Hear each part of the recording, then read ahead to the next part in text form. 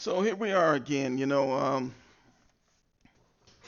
Today is March 12th. Chaos reigns in the land of the United States. March 12th, 2025. Donald Trump is president. And him and Elon Musk are in the process of erecting AI, artificial intelligence, or as I like to refer to as what is called in the Bible, the image of the beast. Right? They're going to erect this thing for us to worship. People don't realize that. But let's have a discussion about AI here. What you see on the screen here is a chart. And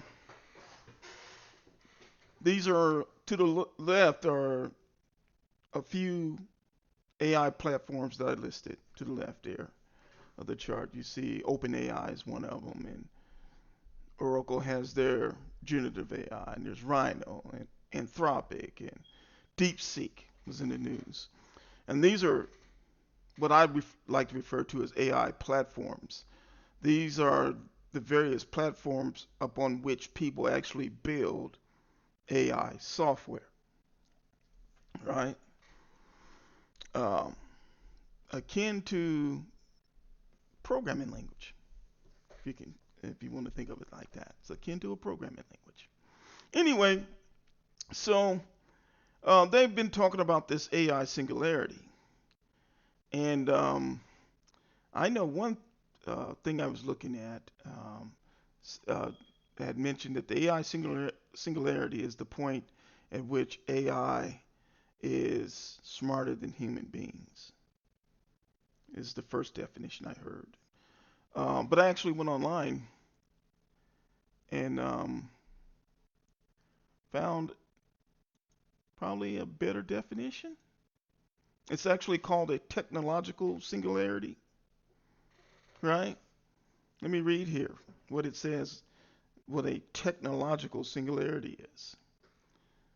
The technological singularity, or simply singularity, is a hypothetical point in time at which technological growth becomes uncontrollable and irreversible, resulting in unforeseeable consequences for human civilization. Let me read on. According to the most popular version of the singularity hypothesis, an upgradable intelligent agent could eventually enter a positive feedback loop of successive self-improvement cycles, one more intelligent than the previous, and would appear more and more rapidly, causing a rapid increase in intelligence, which would culminate in a powerful superintelligence surpassing all human intelligence. And I'm going to stop there. Stop there for a minute. So, this AI is a problem for us, y'all. And I think in the beginning, now it's a joke. I look at this and say, man, this thing is funny because it's all about that classic play, robots. See, someone came up, I think this play came out during the time of American slavery, but somebody wrote a play, and these robots in this play were supposed to be the perfect slave, the ideal slave, because they weren't human, right? They didn't have souls. They weren't people. You didn't have to have a conscience about how you treated them or whatever because they're just, in our world today, machinery, right? Um, but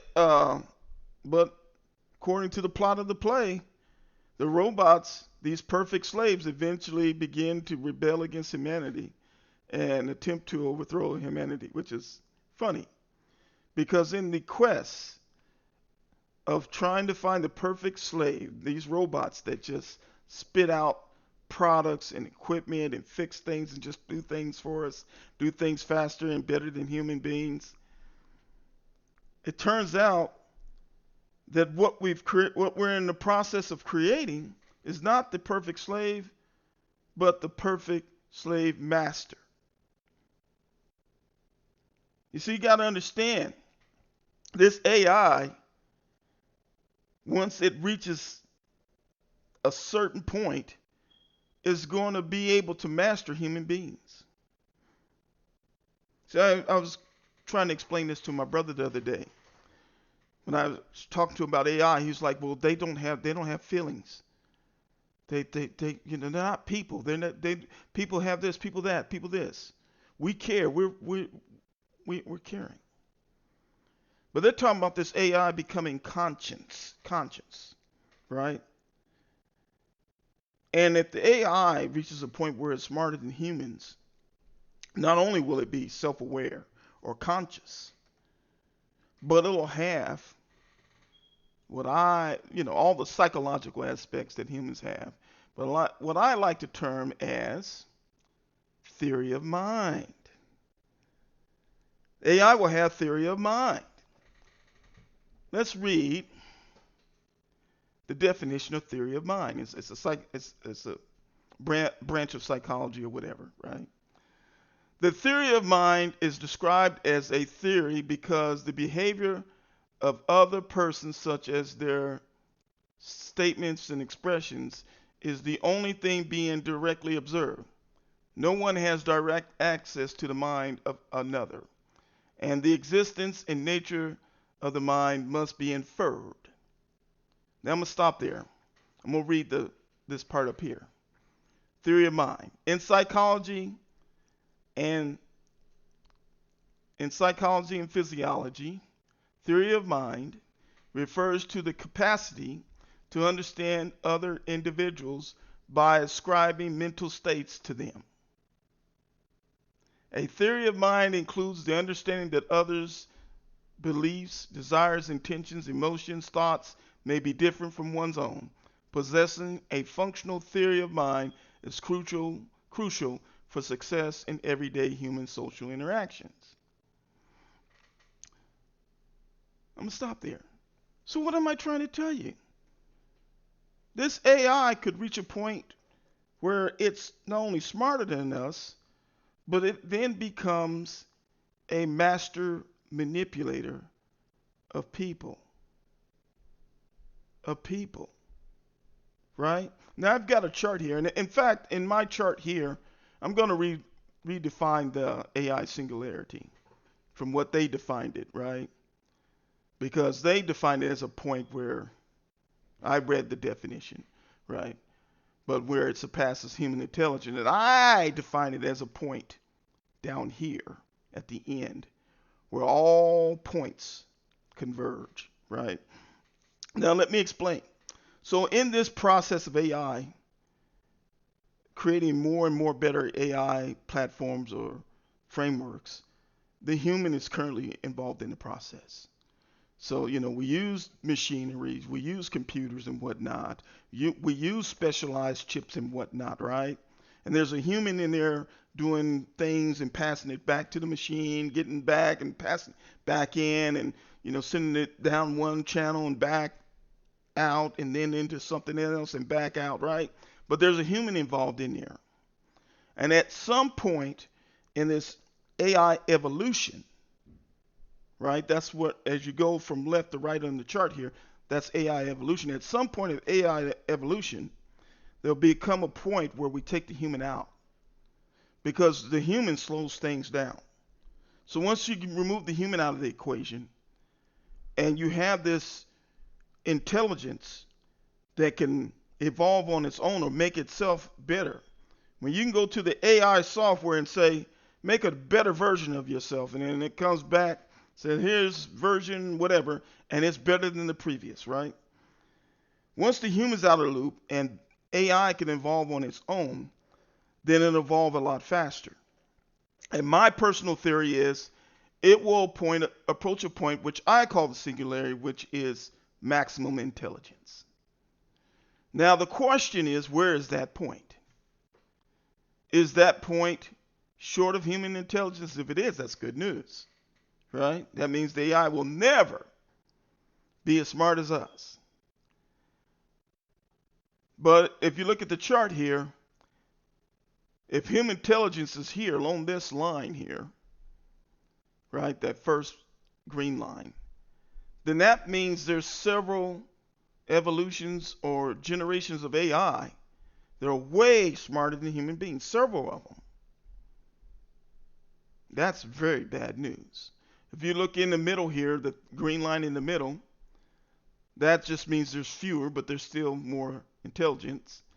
And then the last green line is at a point where the AI is just a little smarter than us.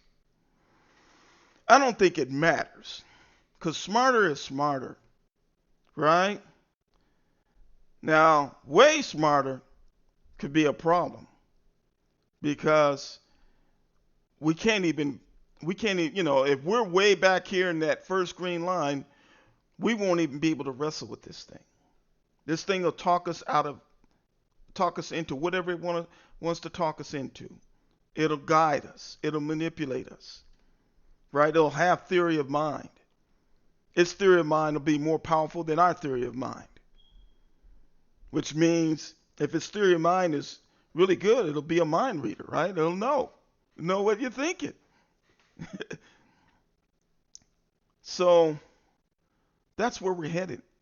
And Elon Musk and Donald Trump, Elon Musk says, hey, I just want to get rid of the bureaucracy. But the truth is, there's no bureaucracy.